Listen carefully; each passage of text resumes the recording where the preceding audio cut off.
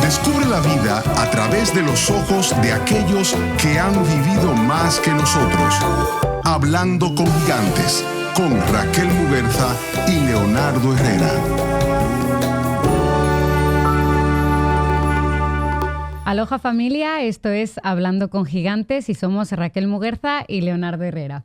Estamos aquí, un episodio más con ustedes, muy felices, compartiendo con otro gigante el día de hoy, que en este caso es Radamés Polanco, que nos está acompañando y estamos súper felices de tenerlo aquí con nosotros. Como saben, aquí lo que tratamos es de conocer diferentes historias, experiencias de la vida de personas que hayan tenido un largo recorrido que nos pueda aportar y de lo que nos podamos llevar pues sus experiencias y sobre todo sus aprendizajes.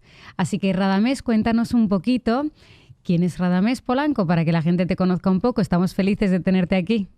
Buenas tardes, muchas gracias, Raquel y Leonardo. Pues Radamés Polanco, yo soy oriundo de San Francisco de Macorís. Uh-huh. He estudiado arte dramático, he estudiado filosofía y letras, he estudiado pedagogía, he estudiado folclore, historia del arte, estética. Muy amplio, wow. Y he hecho mucho folclore, investigación, he estudiado antropología. Aunque se me conoce mucho en el ámbito del teatro, como dramaturgo, director y actor. Qué maravilla. Fundamentalmente. Aunque realmente he hecho muchísimas cosas. He estudiado, además de aquí en Santo Domingo, en San Francisco de Macorís específicamente, he estudiado también mucho en el extranjero, específicamente en España y en Italia. Qué bien, qué maravilla que hayas tenido esas experiencias tan diversas y todo lo que te habrán aportado seguro. Sí, maravilloso. Yo contentísimo de estar compartiendo aquí este espacio con Radamés, que también he compartido otro. Yo he sido alumno de Radamés, compañero y una persona que lo aprecia bastante. Qué bien, Radamés, gracias por estar aquí con nosotros conversando y bueno, y con todos ustedes que están ahí, como siempre, viéndonos y escuchándonos. Radamés, te hago una pregunta gigante para que entremos en materia de esta conversación. Y bueno, ya tú nos has dicho lo que eres o parte de lo que eres en el mundo del arte. Me gustaría saber, Radamés, si tú tuvieras que volver al pasado, ¿a qué momento de tu vida tú quisieras volver? ¿A qué momento? Sí, mira, yo he sido en España, que yo he vivido muchos años en España y he estudiado allí, con mi familia española. Qué bien. Mi esposa y 2 hijos, Pablo y Evelio. En mi época fundamental en España, en todo el tiempo que he vivido allí, cuando he estudiado en la Real Escuela Superior de Arte Dramático de Madrid, ese tiempo, esa época, es una época de oro, que además vivía para ese tiempo el padre y la madre de mi esposa, que eran gente muy entrañable, lo sentía, eran parte de mi familia también. Esto incluye, además de las experiencias de estudiar específicamente en la RESAT, en la Real Escuela Superior, pues todo lo que es luego el contacto con el arte y la cultura de allí, ¿no? Los museos, los paseos por diferentes lugares relacionados con el arte y con la cultura, ¿no? El conocimiento, el contacto con el teatro, el contacto con la danza, los viajes a veces al extranjero desde España, desde Madrid o en el mismo España, en todo lo amplio que es ese país, ¿no? Y grande. Esto incluye también las vacaciones, ¿no? Las vacaciones nosotros fundamentalmente nos íbamos a un pueblo que se llama Sanabria, específicamente a Vigo de Sanabria, que queda en el norte, en la frontera con el país gallego. Uh-huh. Eso es por la provincia de Sanabria, uh-huh. Zamora y Sanabria, en donde está el lago más importante, el lago principal de España, el lago de Vigo de Sanabria, cerca de San Martín de Castañeda, uh-huh. Un lugar donde hay incluso una tarja en el camino, porque es un lugar a donde iba Unamuno, el poeta Unamuno, de vacaciones. ¡Qué maravilla! Y dejó unos versos bellísimos ahí que están en la carretera, cuando uno va desde Puebla de Sanabria pasa por Vigo, obviamente pasa por el lago, y va hacia San Martín de Castañeda, que está ya arriba en las montañas. Entonces, esos paseos ahí en esos pueblitos, luego la frontera con Portugal y el movimiento hacia Portugal, que era constante en nosotros también, o subir a las montañas por el Forcadura, por el río Forcadura, ¿no? Y subir hacia la montaña, entonces ir con mis hijos a lo que son las lagunas, ¿no? Y compartir con la gente de allí del campo, estar en una emisora con un primo radioaficionado que se monta una emisora en verano cada vez que va allí. Entonces me pedía a mí que yo hiciera los cuentos, contara cuentos, y me inventaba cuentos de ahí, de por ahí, de los lugares, cuentos de misterio fundamentalmente, de sucesos que supuestamente ocurrían ahí. Bueno, esa época para mí es una época encantadora, la época más importante de mi vida, fundamental, porque fue una época además de mucho aprendizaje.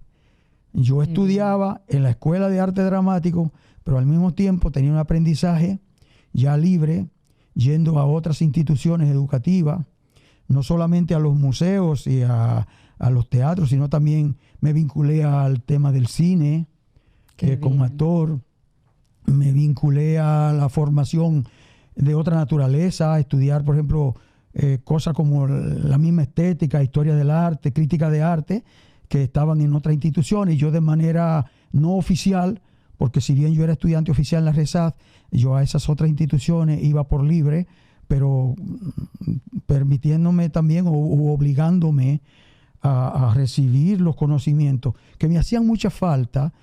Y es una época además de mucho crecimiento en el sentido intelectual, porque yo soy un hombre del campo, fundamentalmente, de la República Dominicana, un campesino que tenía ilusiones, y había yo estudiado en la Escuela de Arte Dramático de aquí de Santo Domingo, bueno, en San Francisco de Macorís.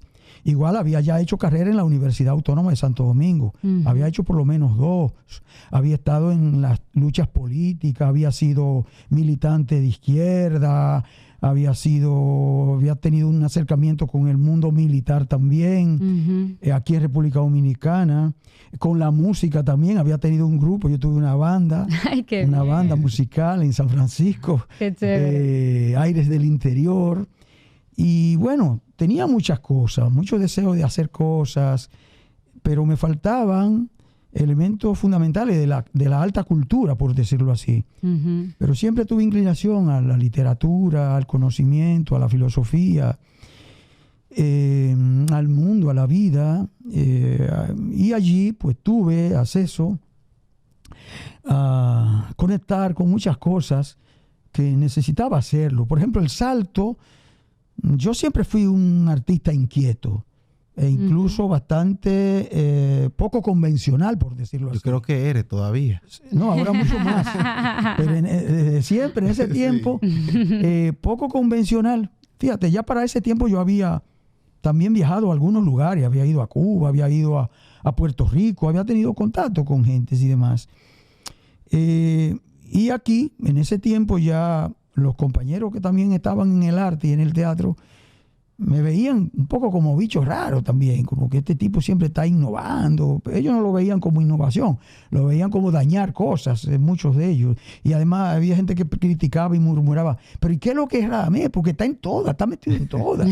Ahora es músico y cantante, investigador, folclorista, hace de todo, toca, canta en los grupos folclóricos, baila, hace coreografía y de todo. Bueno, pero allí yo pude, al comenzar a visitar, yo tengo un cuñado, José Manuel Prada, que es un pintor muy importante español. Y entonces, pues él era, por decirlo así, como el guía cultural nuestro. Y donde quiera que íbamos, fuera dentro de España o fuera, eso eran catedrales, eso eran museos de arte contemporáneo, de arte moderno. Pero luego yo digo, yo creo que soy uno de los dominicanos que más conoce el Reina Sofía, por decirte un museo, y el Prado, porque incluso todo dominicano, o a veces no dominicano, sino extranjero, yo recibía a mucha gente que iba, artistas, a España, a Madrid específicamente, y una de las cosas que yo le decía es, no te puedes ir sin ver el museo. Como tú empezaste hablando, yo soy de un campo, de San Francisco. Sí. De la piña, ¿verdad? De la piña de Jaya. La piña de Jaya. Y ¿te imaginaste tú, te planteaste alguna vez hacer ese recorrido que tú has hecho en tu vida y todavía estás corriendo? Sí. Y haber llegado hasta ahí, tú sabes. O sea, ¿cómo fue tus inicios? ¿Te había proyectado o qué te provocó? ¿Deseabas vivir en el Es una pregunta muy interesante. Mira, yo soy de una familia que viene mucho de España, de los Polanco y los Tobal, fundamentalmente, los Tobal. Mi abuela era Tobal Estrella, y era hija de un señor que vino de España, de Rafael Tobal. Entonces, yo me crié ahí en la casa de mi abuela con mi madre. Y ahí la gente eran muy españoles ellos, los Polanco Tobal eran muy españoles en su manera de ser. Entonces, hablaban mucho de esas cosas. Es gente que llegó a tener mucha tierra en San Francisco de Macorís, llegó a tener mucho ganado. Claro, nosotros somos idos a menos, ya mi familia, al final. Pero esa gente tenía mucha tierra, mucho ganado, tenía alambiques de eso de hacer trapiche, de hacer alcoholes y cosas de esas, ¿no? Y entonces ahí se respiraba mucho la cosa española. Pero yo conecto mucho entonces con lo que son las escuelas radiofónicas de Radio Santa María, desde muy jovencito. Claro. Sería bueno, como hay gente muy jovencita, que tú le expliques esa escuela radiofónica, que ahora nadie se imagina eso. Sí, por los años como 70, señores, unos curas, José Luis Sáez, que también era cineasta, director de cine, esas cosas, pero un hombre cultísimo, dirigiendo una emisora de La Vega que se llama Radio Santa María, Iglesia Católica, de la Iglesia Católica, una iglesia empoderada con ideología progresista de los años 70, todos esos 12 años de Balaguer se lo pasó esa emisora haciendo unos programas de educación popular a través de todos sus programas. Ahí no había ningún programa, no había desperdicio. Eso desde que Dios amanecía, o antes de amanecer Dios, como se dice aquí, comenzaban con esos programas y todos estaban dirigidos a concienciar a la gente de tantas cosas fundamentales de la vida. Entonces las programaciones que ahí se hacían, ya fuera cosas que se trajeran, los llamados enlatados, pero eran enlatados positivos, ¿no? Eran muchos programas de humanidad, de humanismo. Cuando era sobre guerra, era sobre crítica a la guerra. Cuando era a los sistemas políticos, era de crítica a los sistemas políticos. La música que ahí se ponía era la música de la nueva trova, ya fuera argentina, española, sudamericana, centroamericana, cubana. Entonces, yo oía a Joan Manuel Serrat, por ejemplo, a Víctor Manuel San José Sánchez, Ana Belén, Pete La Serra, Paxi Andión, y todo este tipo de cosas, Silvio Rodríguez. Y entonces, eso comenzaba, y las historias que contaban. Es más, yo les voy a decir una anécdota a ustedes. Yo recuerdo desde España haberme ido a Aviñón, al Festival de Teatro de Aviñón, con un montaje que tenía. Yo me inventé un grupo de teatro de una vez, un grupo de teatro, y nos fuimos al Festival de Aviñón. Con el grupo de teatro conseguimos trabajar ahí. Pero cuando íbamos hacia Aviñón, nos vamos, ¿verdad? Pasamos la Junqueira, por Barcelona, esas cosas, pasando Andorra, los Pirineos y todos esos caminos extrañísimos.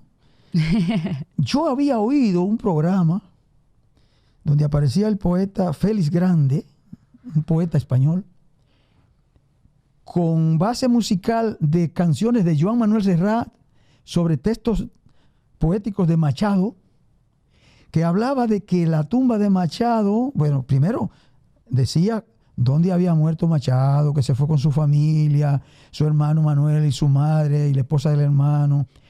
Se fueron en plena guerra civil española y que llegaron a un pueblo llamado Collioure en la frontera entre Francia y España y se instalaron en un hotel llamado el Hostal Quintana, y que en el cementerio de Collioure estaba enterrado Antonio Machado y su madre, que murieron ahí en ese hostal.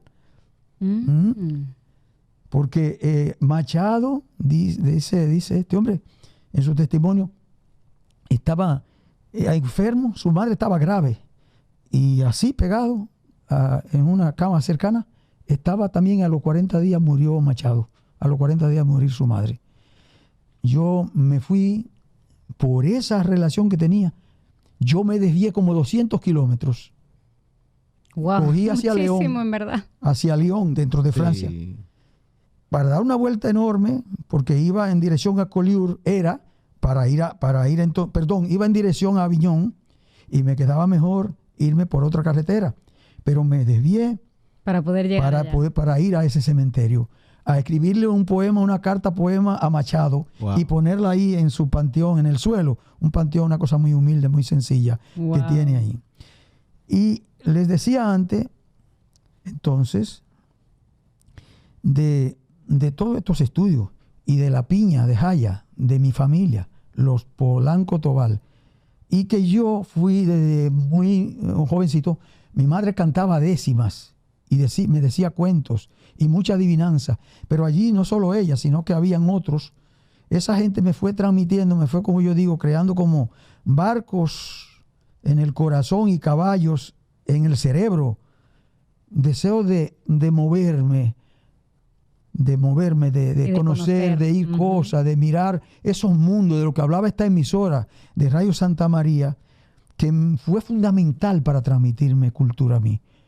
Entre la cultura de mi casa, de mi madre y de mi abuela y de mi abuelo, de Juan Santana, el contador de cuento principal del campo, y los musiqueros de allí, de la guitarra y el tres, de Teófilo Almanzar y Feli Abreu y Bernardo Ortiz en la tambora y cantando, y Rubito Val, primo nuestro, y mi madre y tal, a Radio Santa María entonces, y esas programaciones. Eso fue una escuela fundamental para mí. Eso no me dejó Te dio la base distraer. para todo lo que venía. Eso fue esa base. Yo entré a la Escuela de Bellas Artes de allí, de San Francisco de Macorís, todavía siendo menor de edad, y fue porque el profesor, yo había ido a hacer un papelito en una obra de teatro, siendo niño. Sí. Y entonces la hice. Y me decían, bueno, yo venía del campo, oigan bien, caminaba 5 kilómetros a pie, e iba. Y hacía mis ensayos, llegaba primero que nadie. Me sabía primero que nadie todo. Me aprendí la obra entera. O sea, te encantaba. Me encantaba. Entonces me dice el profesor, bueno, ya terminó esto, así que váyase para su casa. Vuélvase para el campo. Y yo iba todos los días. Y me paraba detrás de la puerta. Y cuando empujaban o cuando iba a entrar alguien, ¿y qué hace este hombre ahí? ¿Qué hace este muchacho ahí? Díganle que se vaya, señor. Compadrito, me dice, compadrito, que ya terminó lo suyo. Vuélvase, que esto es para adultos, ya. Pero yo me quedaba y seguía y oía. Y tenía yo, oyendo, escuchando, me había aprendido, tenía muy buena memoria. De oír las cosas una sola vez me las aprendía. Entonces digo, cuando faltaba alguien, un día yo me atreví, toqué la puerta y dije, yo me sé eso. Me atreví, ¿no? Porque había un dilema entre mí, si atreverme a decirle, a hablarle, y con la vergüenza y con el respeto. Yo me sé eso. Oía al profesor peleando porque no habían llegado. Yo me lo sé. Hasta que un día el profesor dijo, vamos a ver, ¿qué es lo que usted se sabe? Vamos a ver, ve acá. Yo entro, no, que yo me sé la letra del que faltó. Vamos a ver, ¿qué es lo que usted se sabe? Y entonces yo comencé, ta. Pero yo iba diciendo la parte que me tocaba y también decía los bocadillos, como se dice en teatro, ¿no? La frase, las líneas de los otros, de los demás. Pero que usted se la sabe entera. Digo, sí, yo me la sé entera. Digo, pero yo me sé las otras porque estaban haciendo 3. Yo me sé las demás también. Se sabe que, digo, sí, y yo comencé ta. Entonces el profesor dice, pero ¿no le da vergüenza a ustedes ese? Y entonces el profesor propone, hay que hacer un grupo de teatro infantil, dijo, porque parece que los niños van a ser más serios y no sé cuánto. ¿Quién de ustedes tiene hermanos que valga para esto? No sé qué, le dice a los mayores. Y yo le digo, yo tengo 16. Y dice el profesor, 16 hermanos. Digo, no, 16 como yo, que también pueden venir a la escuela. 16 eran niños, amiguitos. 16 niños con los que yo estaba haciendo teatro en el campo. Wow. Y baile. Ay, qué maravilla. Entonces, fíjense ustedes, estas cosas, imagínense, uno nació, yo digo... Naciste para eso. Yo tengo que creer en cosas, muchas cosas. Yo he sido ateo también, pero también tengo mucha creencia. Pero ya digo, Valle Inclán y Radio Santa María, y mi casa, mi madre, que además me apoyó muchísimo porque eso era vagabundería. para otras gentes, esas cosas que yo hacía, ¿no? Sí, no, en ese tiempo yo imagino, Sí. este muchacho. Pues por ahí más o menos andarán parte de estas cosas. Sí, no, y qué bueno que es Radamés, que tú, bueno, absorbiste eso que te aportaba tu familia, Ujú. tu madre, tus abuelas, Sí, el sí, sí. entorno, Sí, sí. esa música que se hacía. Luego yo en me tu enteré. entorno. Yo me enteré luego, oigan bien, que había una ciencia que llamaba antropología. Me enteré luego que había una ciencia que se llama sociología. Que el teatro era realmente un arte que se estudiaba incluso. De hecho, señores, es cuando yo voy a Puerto Rico, que conecto allá con el grupo de los Buenos Aires, un grupo argentino, que el líder de ellos era Osvaldo Dragún, nada menos. Es que yo observo y digo, pues parece que es verdad que esto va a ser verdad. Esto del teatro. Porque yo aquí había ido, yo pedía bola para venir a ver los conciertos de ópera aquí. O sea, para venir a ver la ópera, la temporada de ópera y los conciertos de música sinfónica. Yo venía de bola, siendo menor de edad todavía. Sí, de bola como quien diría. Y en España, a veces me quedaba a Sí. dormir. ¿Saben dónde me quedé yo a dormir a veces? En los palacios de justicia y en los cuarteles de la policía. Porque me decían que era peligroso quedarse en la calle. Yo decía, bueno, yo voy, pido que digo que no soy de aquí, que soy de San Francisco, que vine a tal cosa y que no encontré a mi amigo. Eso me pasó a veces, que no encontré al amigo que venía a buscar. Porque venía y me quedaba aquí a veces semana viendo la ópera, viendo la temporada de ópera. Y otra cosa, yo conocí en San Francisco de Macorís, en el parque, a un hombre, apellido Peinado. Estaba en ruina el hombre, pero vestía de traje, que era de San Pedro de Macorís. San Pedro es una ciudad, fue una ciudad tradicional de poetas y de artistas. Y yo escuchaba hablar de San Pedro de Macorís, la ciudad de Pedro Mir, de Del Rico y Bermúdez, de Francisco Domínguez Charro. Y ese hombre me fue encandilando a mí, hablándome de eso, sentado en un banco del parque. Él vivía en San Francisco de Macorís. Y yo conseguí, no debería decir aquí que fue robándole peso a mi madre, juntar 8 pesos y sin que nadie se enterara, yo me fui a San Pedro de Macorís cuando tenía 8 años. Y te fuiste estuve solo. una semana, sí, por ver que era San Pedro, esa cosa que este hombre me había dicho a mí, Sí. de San Pedro de Macorís. Wow. O sea, todo lo que a mí alguien me decía que estaba pasando en un lugar o que pasaba allí o que era allí. Picaba la yo curiosidad. digo, entonces ese hombre me hablaba tanto. Negro Viejo del Puerto, es un poema de Domínguez Charro. Amén de Mariposa, de Pedro Mir. Y me hablaban de esas cosas. Ahora que vuelvo Ton, de René del Risco. Entonces, yo oía todo aquello y este hombre me hablaba de esas cosas y yo digo, yo tengo que ir ahí. Y sin yo saber ni siquiera por dónde se iba, yo sé que cogí un carro allí en San Francisco. En ese tiempo las cosas eran baratas, fueron 8 pesos que tenía. Ujú. Y cuando le dije al hombre que me acercara a la parada de San Pedro de Macorís, el chofer que me trajo de San Francisco, dice, bueno, yo para allá no voy, pero te puedo poner a donde haya un carro, una cosa que te lleve para allá, para ese sitio, a donde tú puedes coger un vehículo que vaya para San Pedro. Y al que me fui para San Pedro le dije, me dijo, ¿a dónde va usted? Digo, yo voy, me pone en el parque principal, en el parque. Yo soy un campesino, yo no sabía que había un parque principal y otro que no eran principales. En el parque.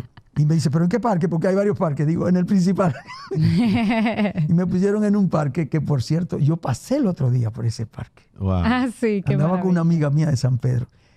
Y queda en el centro de la ciudad. Y yo digo, a ver, la pensión donde yo me quedé por una semana, por 3 pesos. Qué maravilla. Bueno, es decir, me han pasado cosas lindas. Yo viví en Toledo, en España, en un tiempo. Y estaba haciendo un doctorado en Madrid. Ujú. Ya yo, un hombre viejo, hecho y derecho. Con mis 2 hijos, hay un hijo mío que tuvo un accidente, Belio, aquí en República Dominicana.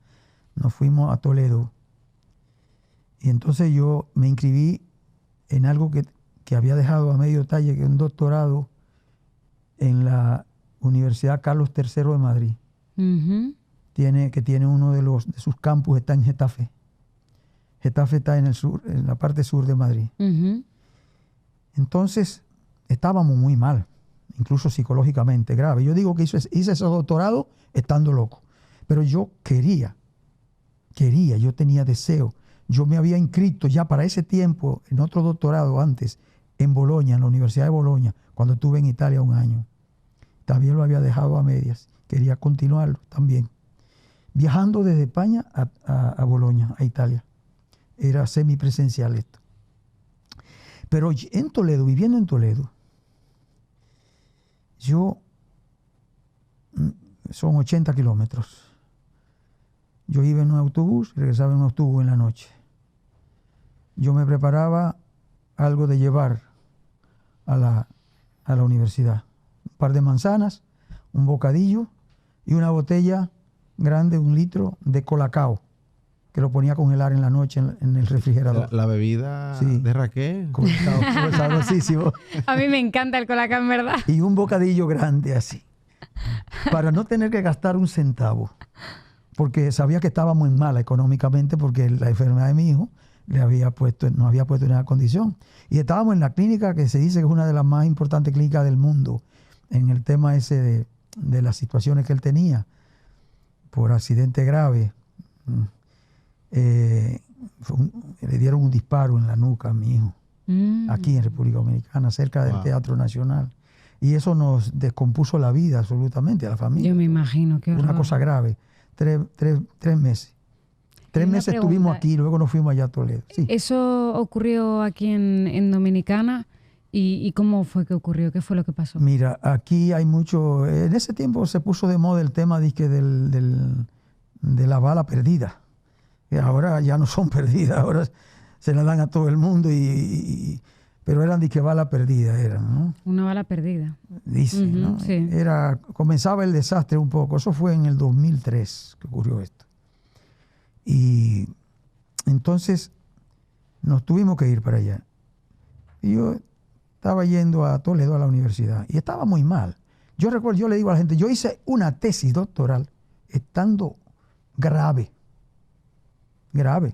y tomando incluso fármacos y cosas de esas, antidepresivos, porque además yo soy hipersensible, tengo diagnosticado, y todas estas cosas desde niño. Pero bueno, no me vine a dar cuenta hasta que no era adulto ya. No, pero imagínate bajo esa situación. Y esa situación me desprendió a mí, que yo digo a la gente, bueno, yo me puse viejo, realmente se me cayó toda la edad encima a partir de eso. Pero he tomado esto porque yo llegaba a las 9, 10, 11 de la noche a Toledo, a veces en invierno, una ciudad muy conservadora, Toledo, la gente se acuesta allí temprano. Es muy raro encontrar un lugar abierto.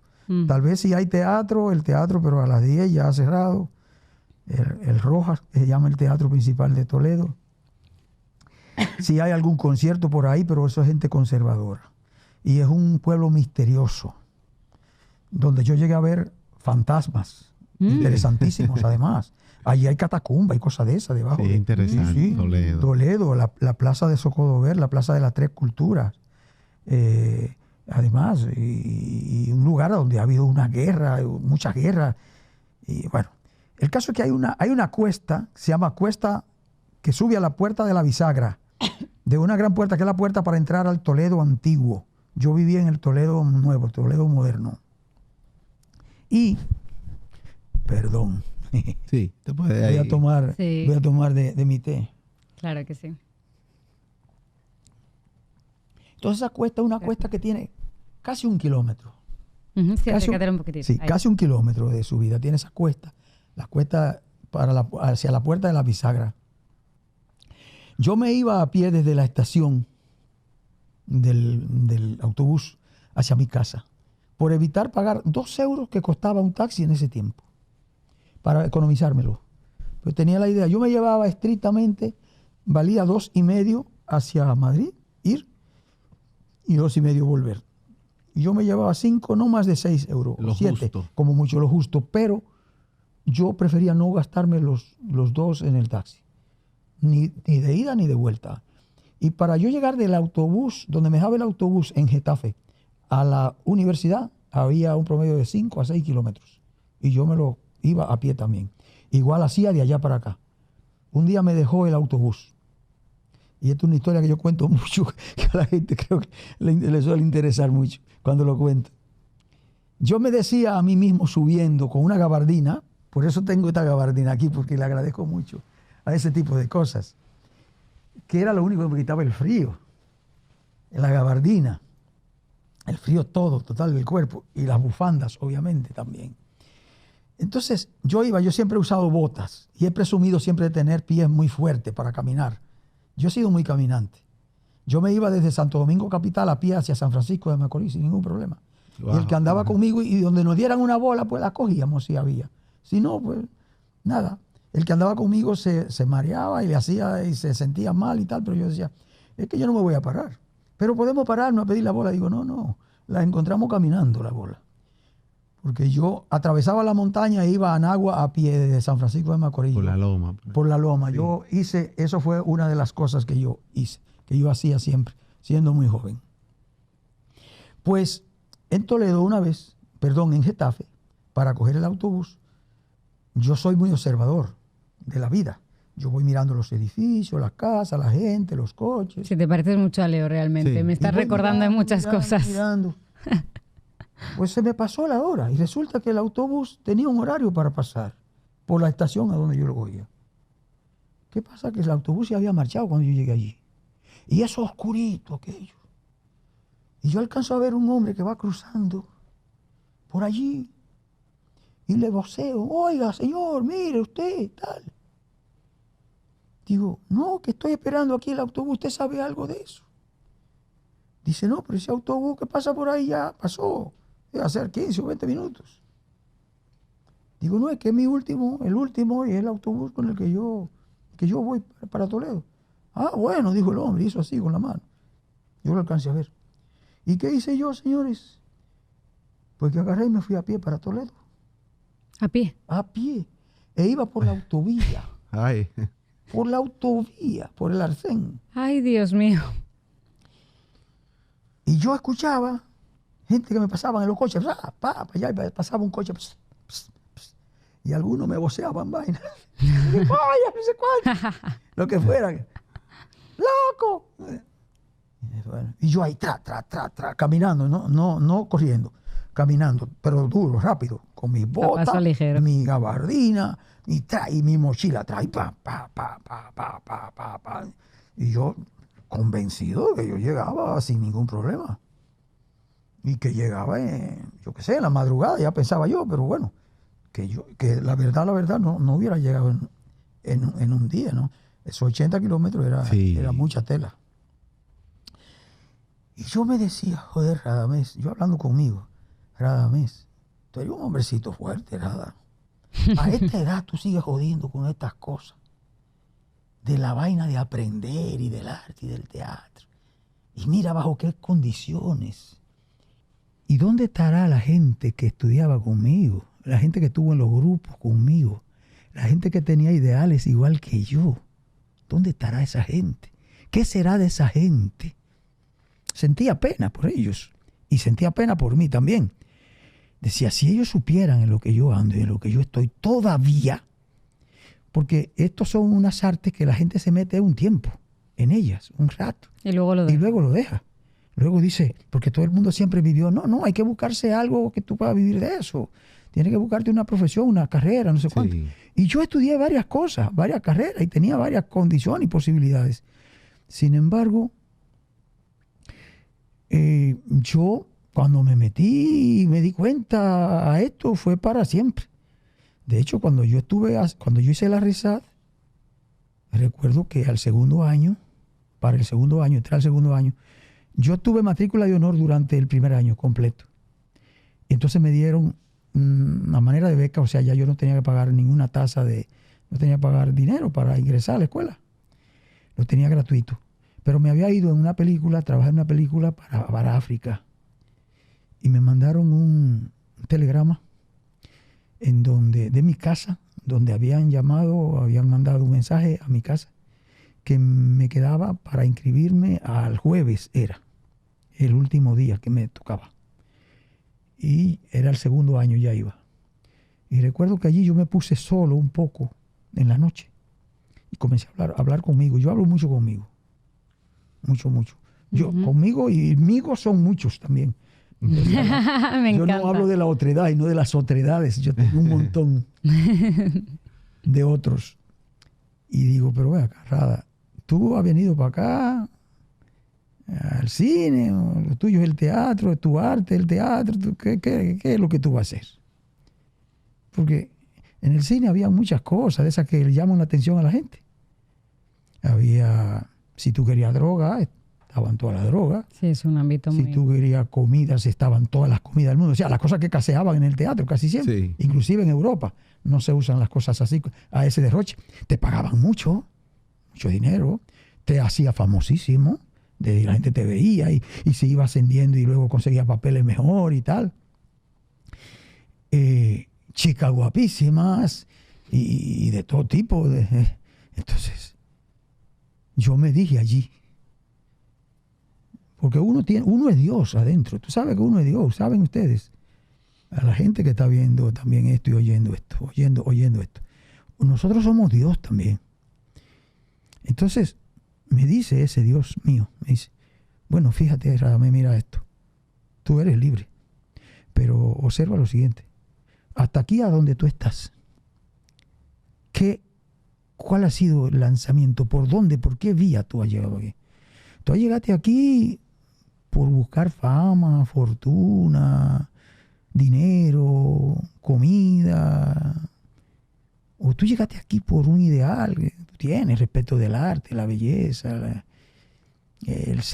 la humanidad, la vida.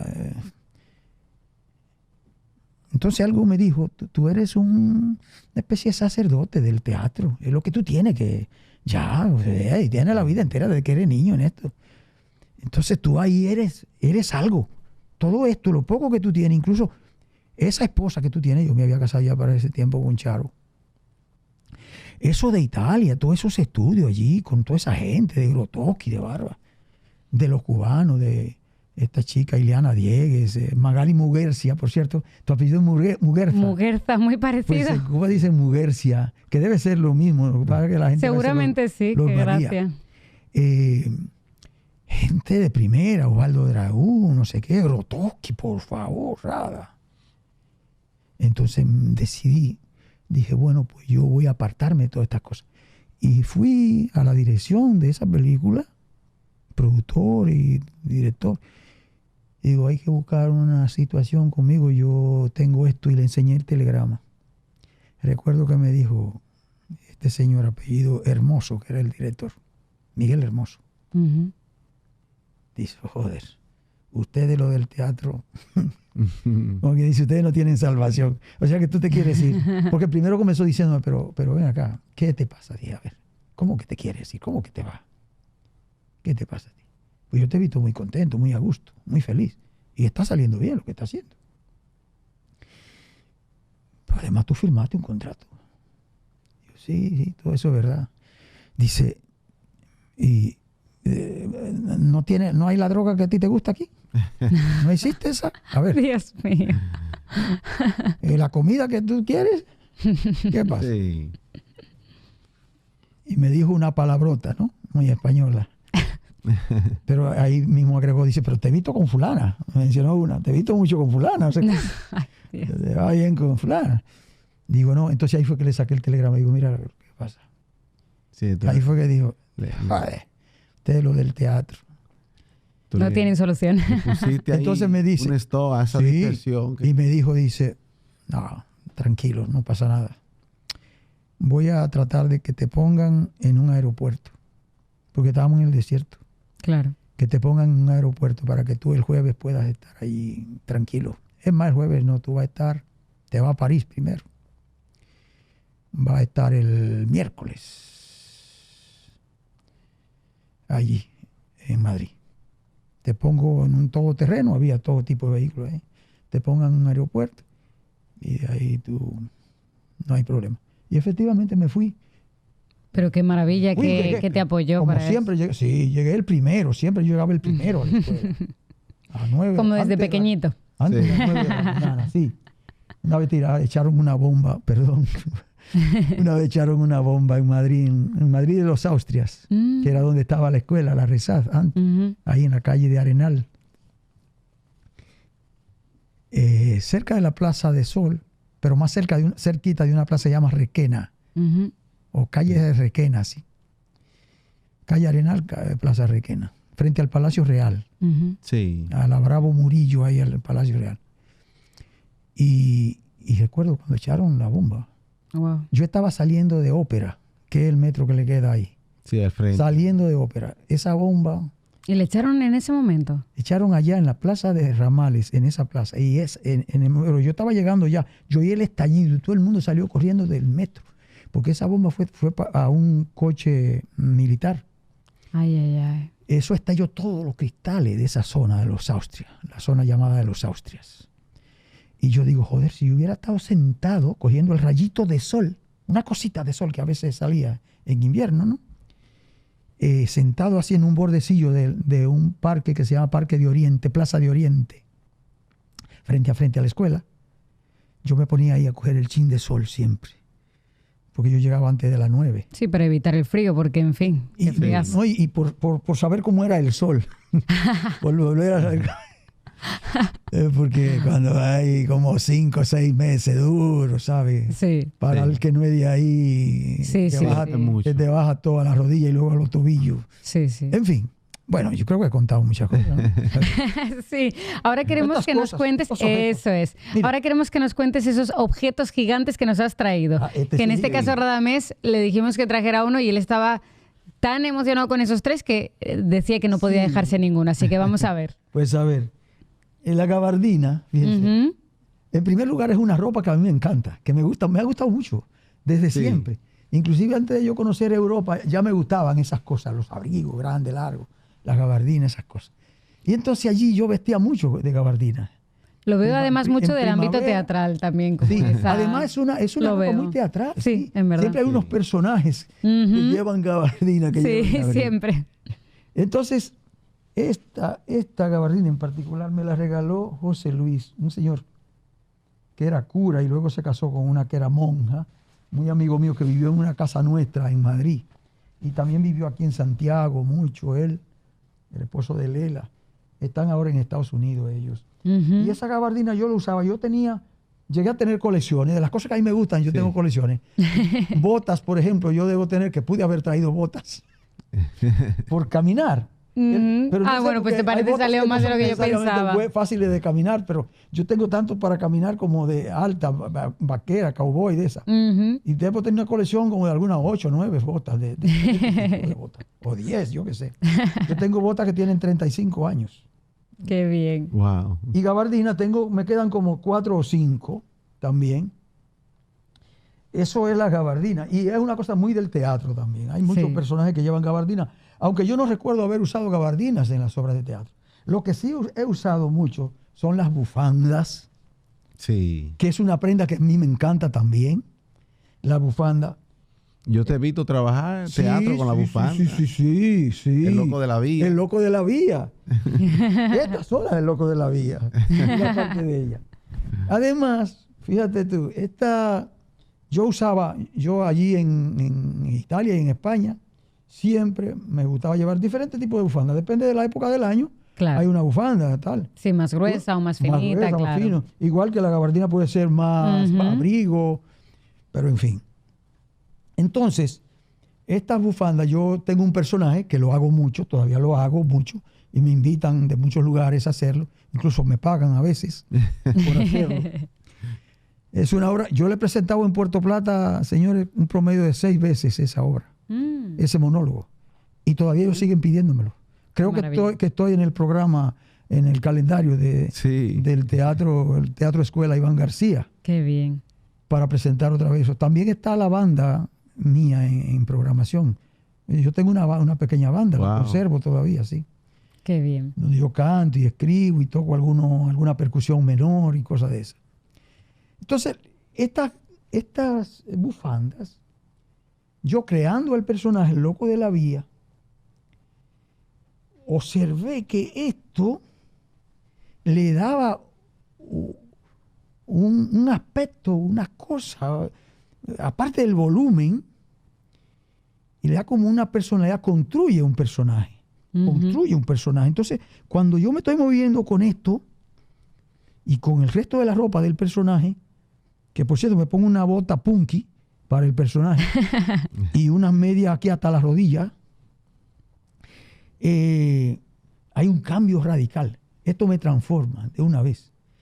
Y esto además, Daco lo sabe mucho, este dato que voy a decir. ¿Te acuerdas los pañuelos, el cinturón de pañuelos de los gagá? Sí. De los mayores y los bailadores Los gagá. mayores, sí.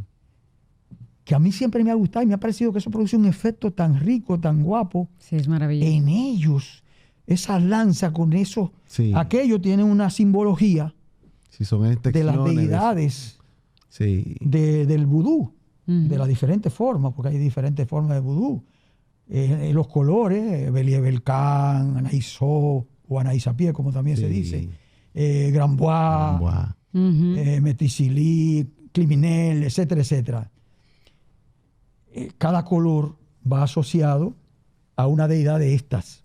Entonces, esa cantidad de esos pañuelos, esos turbantes, pañuelos o trapos, lienzos, tienen ese significado. Estas bufandas, entonces, la mayoría de ellas han sido regalos que me han dado a mí.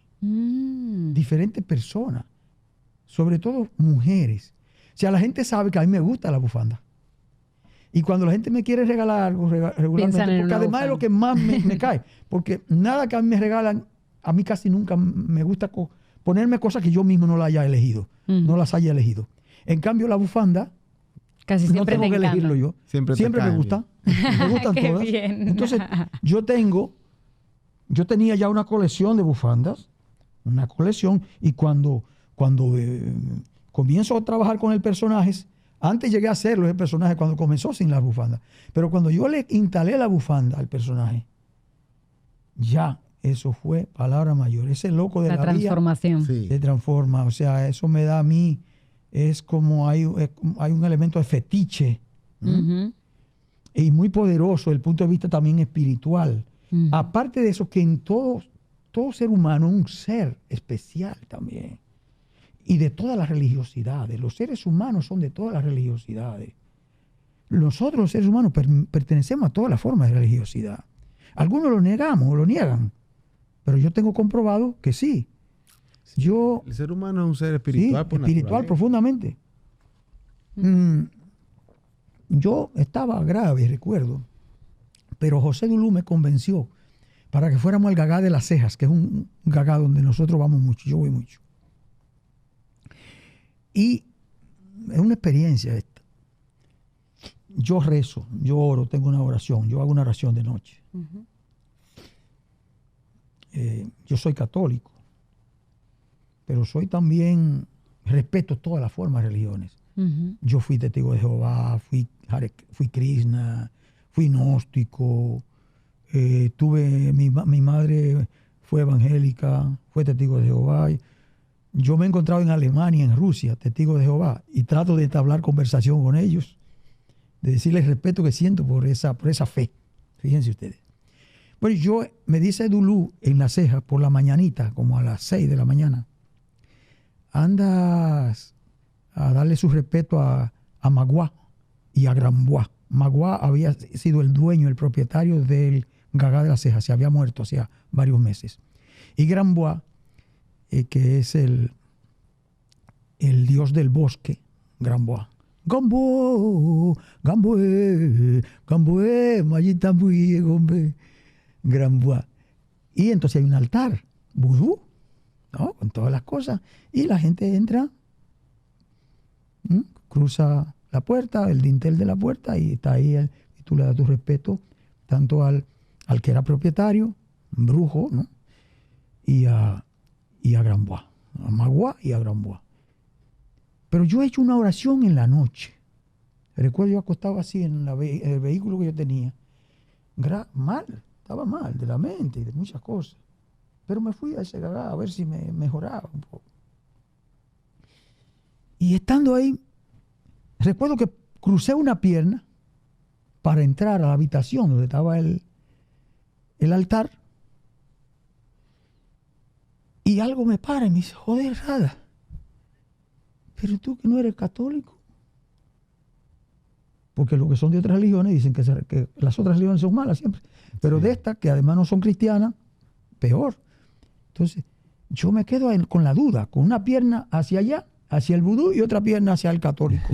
Y me quedo así, me digo, tú eres católico, anoche mismo estabas rezando tu oración y estás enfermo y pidiendo a Dios por tu salud, a Jehová, y ahora va a adorar aquí esto.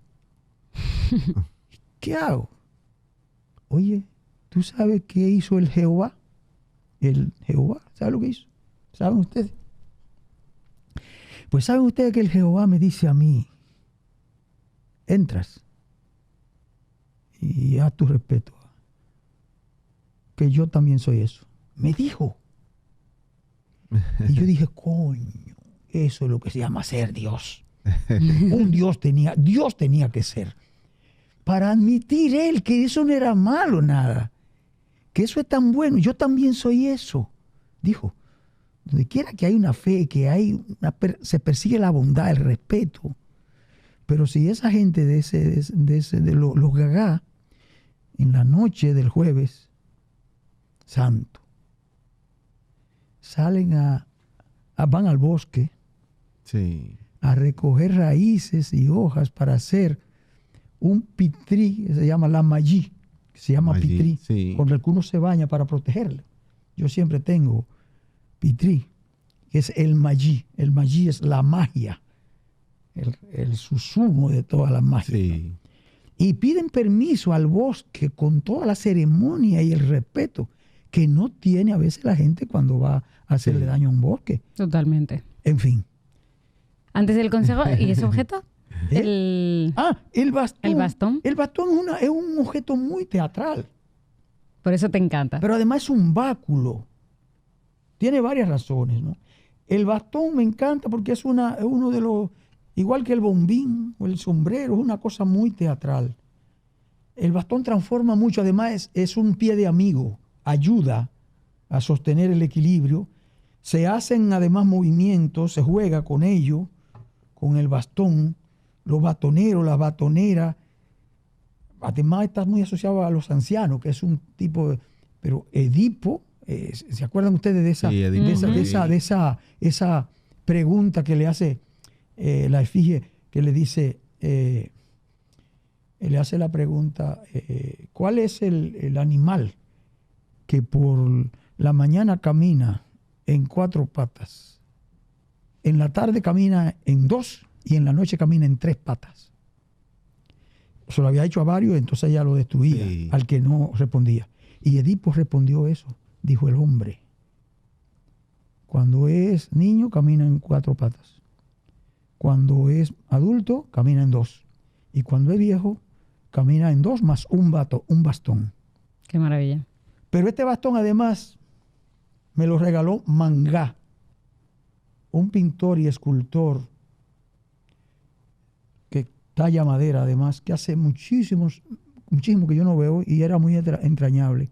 Tuvo un conflicto por ahí, por la zona colonial, con una persona que hasta se murió esa persona ya. Y se fue de ahí.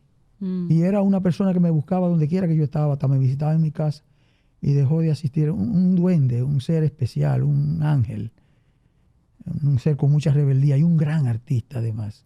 Y él hizo este bastón. Él no lo hizo para mí, pero íbamos los 3, él, yo y un señor que es medio amigo, medio enemigo mío.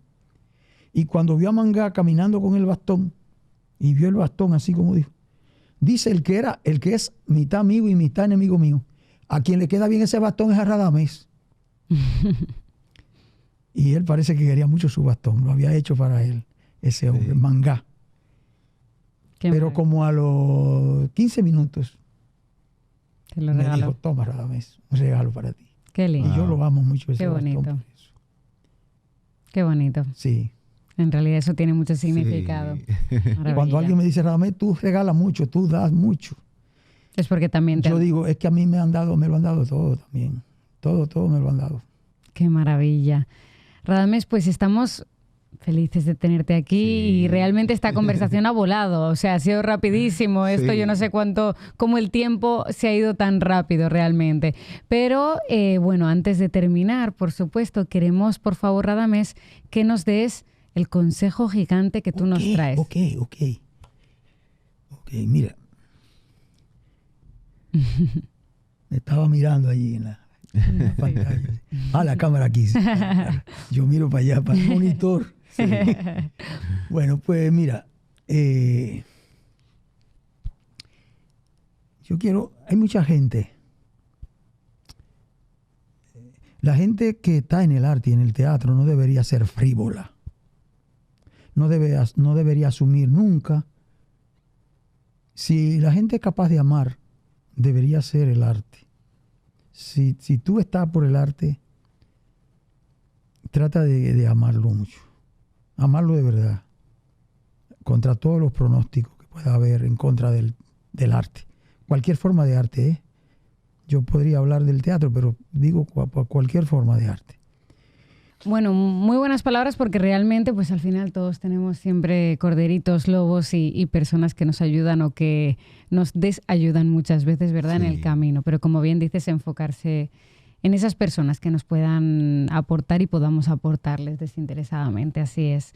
Bueno, con esto cerramos este maravilloso episodio donde hemos conocido muchos aspectos de la vida de nuestro querido gigante Radames y donde hemos visto que ese amor por el arte y por el teatro fue algo con lo que nació literalmente y que permanece, esa intensidad con esa pasión por lo que hace y adora conocer y seguir creciendo en eso. Y nos ha encantado ver la pasión que tienes por lo que eres y por lo que haces, Radames, de verdad. Eso es algo que muchas veces parece que con la vida y los años se va apagando y nos encanta ver que no, que cuando uno ama lo que hace, eso no se apaga, sino que esa pasión continúa y mantiene esa llama viva en todo momento. Así que muchísimas gracias a todos por estar aquí presentes, por escucharnos y por vernos. Ya saben que nos tienen en todas las plataformas y redes sociales para ver tanto los capítulos completos como distintos fragmentos que les vamos brindando semanalmente. Estamos felices de estar aquí con ustedes y de que sigan disfrutando con nosotros. Un abrazo para todos. Gracias. Muchísimas gracias. Hasta la próxima.